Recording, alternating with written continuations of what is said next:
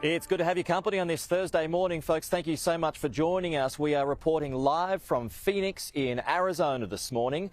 Well, it was supposed to be a big moment for Kamala Harris as she made her final pitch to voters last night. And the fact that someone disagrees with us does not make them the enemy within. That's right. They are family, neighbors, classmates, co-workers. They are fellow Americans. It was a big moment until it was undone by this comment by her old boss. The only garbage I see floating out there is his supporters. His demonization of seen as unconscionable, and it's un-American. Shades of Hillary's deplorables there, a big problem, and the Democrats knew it, so they moved to try and hose it down quickly.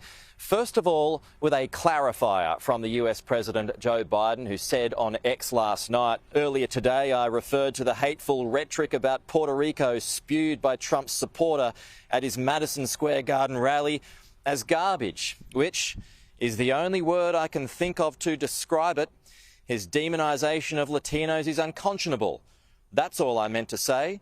The comments at that rally don't reflect who we are as a nation." Kamala Harris then tried to double down and support her old boss when she was asked about it at the airport this morning.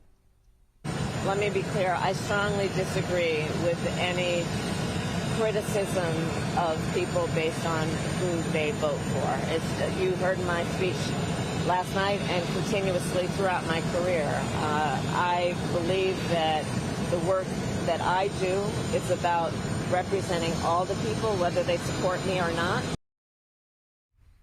This could well be a pivotal moment in the late stage of this campaign, and Donald Trump is certainly seizing on it. He's brought it up twice already in the past 12 hours on the campaign trail, including this morning. He called them garbage.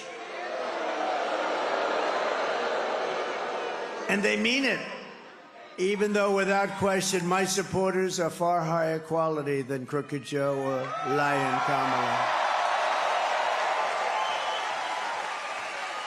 My response to Joe and Kamala is very simple.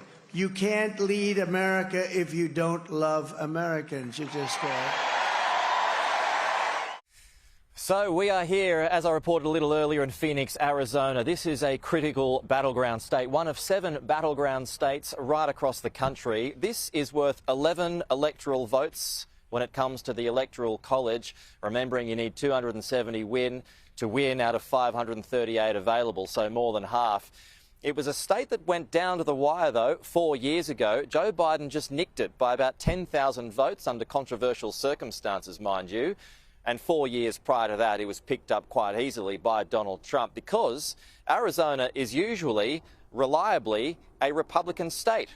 I checked the pulse of the voters here in Phoenix this morning. This is what they had to tell me. I'm definitely going for Trump, man. I don't want Kamala to win, honestly. I don't think she's ready for it. We already had to deal with it with Biden. I don't want to do another 4 years. Neither of the situations are necessarily good, so it's I've kind of coined it an unpopularity contest. But in this country, it's like a movie every 4 years, you know? Like, everybody already knows who they're going to vote for, man. This is just a bunch of hoopla and BS. And what I'm going to do, I'm about to go travel the world. And I'm going to y'all countries. You're going to get out of here. I'm getting out of here. Y'all can have it. Yeah, so 1.6 million people in Arizona have already cast their votes so far. And if we bring up the numbers, we can see which way it's trending. It's becoming quite obvious. It was becoming obvious a couple of days ago when we brought this up for the first time. So we're checking in with it again. So of the registered Democrats, it's about 34% of the vote. But when it comes to registered Republicans, it's nearing 42% of the vote so far. Again, this is early voting. It doesn't mean it's going to happen, but that just gives you an idea of the trend so far. And just before we go, Kenny, an interesting endorsement this morning came in the form of the Terminator, the former governor of California.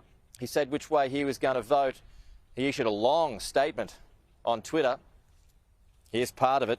He says, "I will always be an American before I'm a Republican. That's why I am voting for Harris Walls. Even though I have plenty of disagreements with their platform, the only way to do that is with Harris and Walls. Kenny, I'll be back. See you soon.